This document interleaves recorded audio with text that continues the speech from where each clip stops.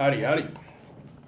Welcome back. It is the 16th of June, 2024. It's a Sunday evening or afternoon. It's 5:36 p.m.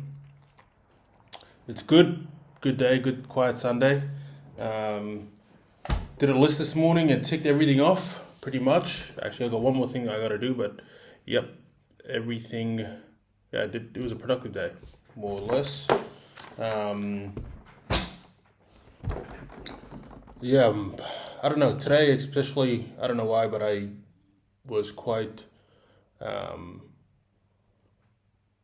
just kept thinking about how much I enjoy my Sundays now, without the whole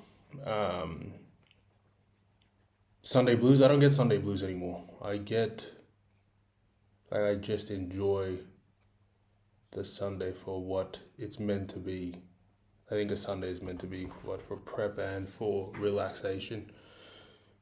And today I just did that, and it was nice. But I've been doing that for the last 2 months, or 3 months back now.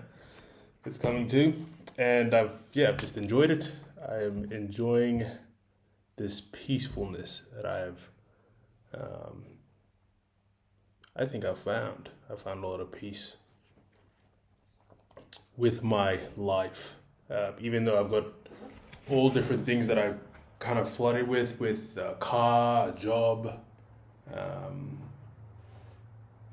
Sometimes you just realize that your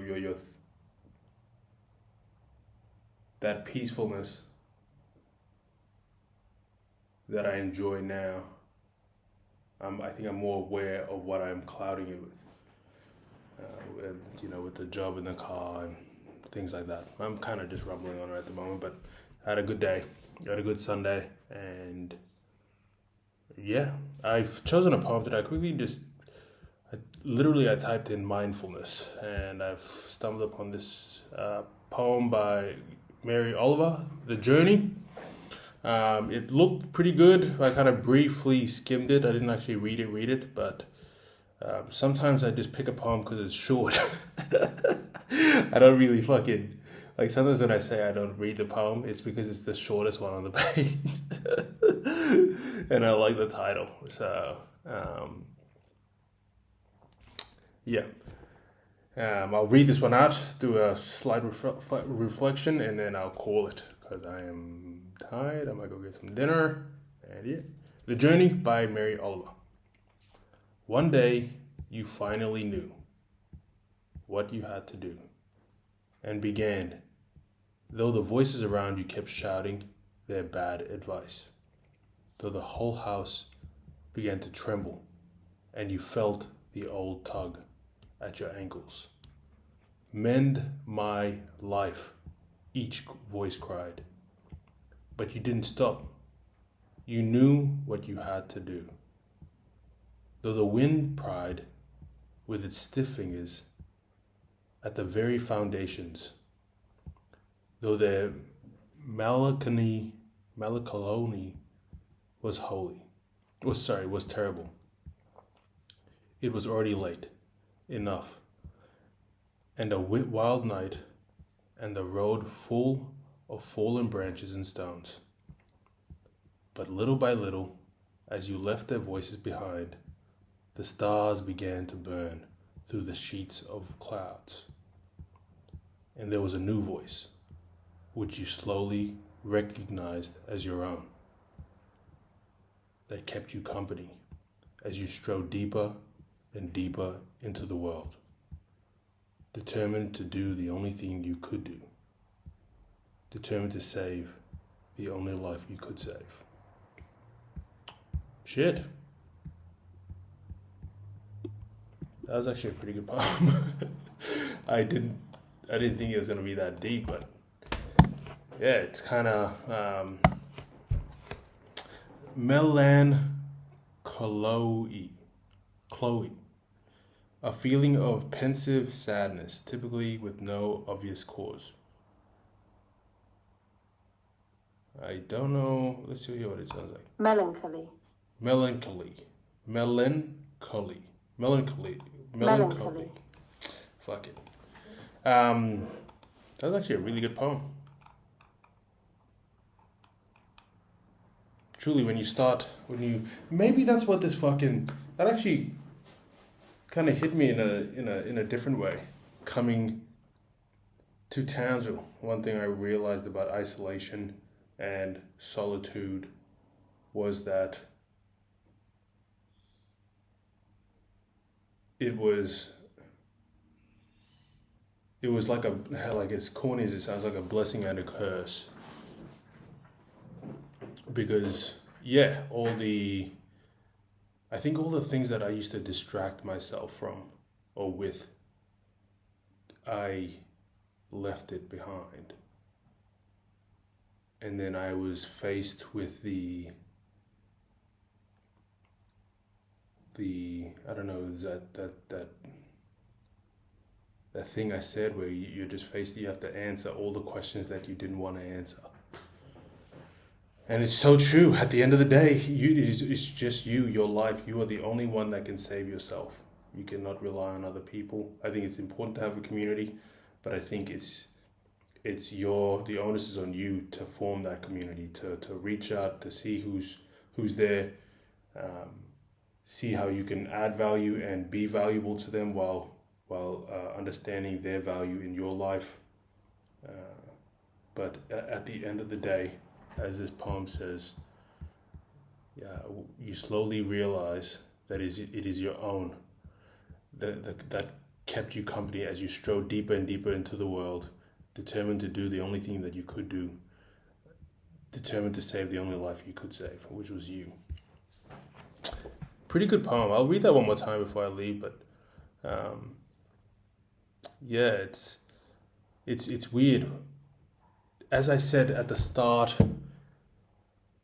when I cloud things of this peacefulness that I find, it's usually just my head forming all these issues that aren't really issues. I want them to be issues because I feel like I can control them, but at the end of the day, I can't. It's just it's a weird thing that I am constantly facing, and I think maybe if people that do watch my videos, they can relate to this, but it is so easy to worry about all the things that you can't control. It's kind of addictive.